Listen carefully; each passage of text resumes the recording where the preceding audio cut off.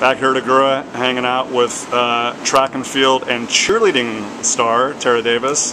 Getting ready to go into her sophomore year. And Tara, you've taken some time off away from the track, away from the jumping, away from the hurdling, and just completed a cheerleading camp 3 days over at Cal Lutheran. JV cheerleader last year, moving up to the varsity this year. Tell me, I mean, because obviously so many people just know you as this really outstanding track and field athlete, and a lot of people might not know that you devote so much time to your cheerleading, and it's such a passion of yours. So how did you kind of find this to be such a love and passion of yours, and how are you able to balance it with all your time and your training and your expectations on the track? Well, my coaches for cheer, they knew I was elite in track, but they gave me the opportunity to be on the team and miss some practices for track and cheer.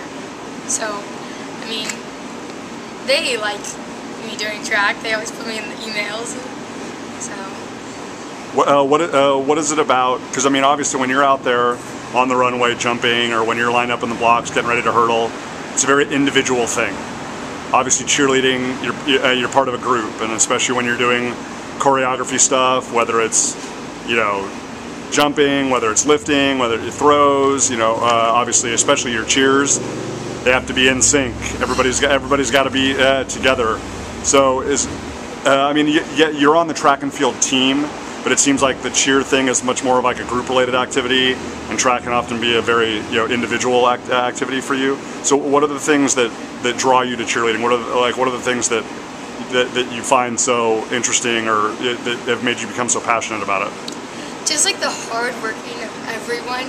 Everyone wants to get things done, and with track, people are lazy about it, or they're not working as hard as they can. But in cheer, you have if you're not succeeding, then you will be the standout, the major standout on the team. So I mean, and the passion that everyone has for cheer just brings you more into it. We talked a little bit off camera about how your level of strength and your core and your stretching and your flexibility and your ability to jump the way that you do.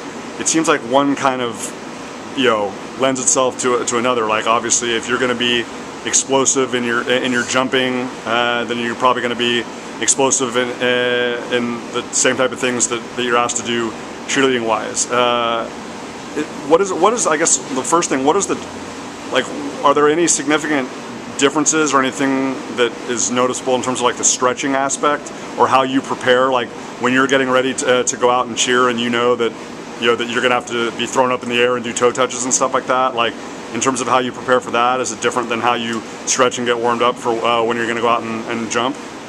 I don't think there's much of a difference. You still have to stretch and get as loose as you can, so you can do high kicks and to get over the hurdles. So I think they're pretty much the same thing.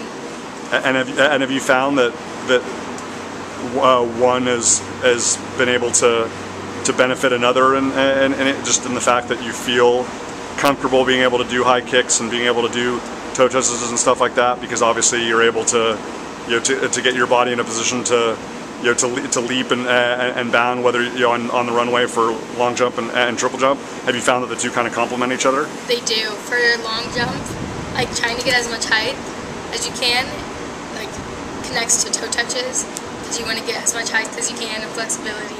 It makes it look so much better. Okay. And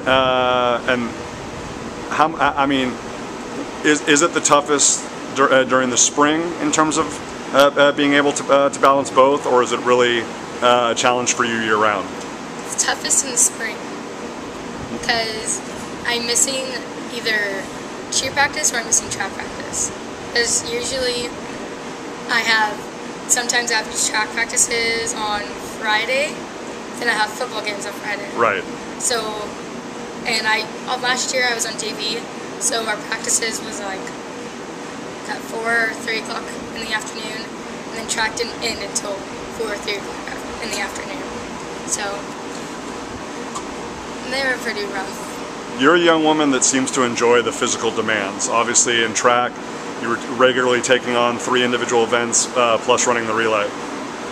What are the physical demands of cheerleading that really kind of push you or inspire you or motivate you? Because a lot of people don't really realize the physical demands, you know, that go into staying as fit and being as, you know, as mobile and you know, being as successful in terms of high kicks and, you know, and the certain, you know, jumping requirements that you have. So what are the physical demands of cheerleading that kind of push you or motivate you?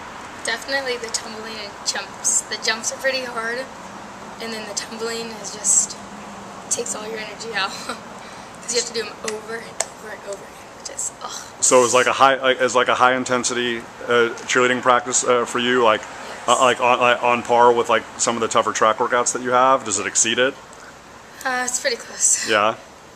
So but it seems like that's the type of thing that keeps you honest. Yeah. You know, keeps you on point. I mean, obviously, I know you take your physical fitness and your endurance and everything. I know you take it really seriously. I mean, obviously, you keep yourself in great shape, but it seems like when you have both, it seems like that you know, it allows you to, or it forces you to stay in that type of shape year round, right? Mm-hmm. Okay. Yeah, definitely. So besides the cheer camp, are there any other requirements, or I mean, like how soon will you guys get in to start putting everything together in terms of your routines and whatnot leading into the fall? Because obviously, like you said, on Friday nights, I mean, you're going to be out there center stage, you know, and doing the routines and whatnot. So like how soon, if it hasn't already started, like how soon do you really start getting into that? We started when everyone was on team placement. Okay. Which was beginning of June. Okay. So yeah, we've already started that and getting new tumbling passes. Okay. So. Do you ever feel like, I mean, I guess obviously the same could be said that, you know, for track could potentially jeopardize cheerleading, but is it the type of thing where, you know, as long as the cheer coaches are cool and as long as the track people are cool, is the type of thing that you want to be able to do this all 4 years in high school, or is it kind of like, well, we'll take it a year at a time?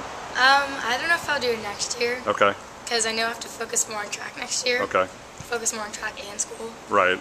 Just try to get into a really good school I want to go into. Absolutely. So I think this might be my last year. I'm not sure. I said that last year, and look where I am now. Right. So maybe. But as long as you're enjoying it and you can balance it, then yeah, then you keep it going. But like you said, you know, once you've gotten everything that you want to out of the experience, then you can move on to the next phase, right? Yep. Okay. Good deal. Well, we appreciate you talking about the cheering and the track, and we'll be back to talk about some of the expectations for next year.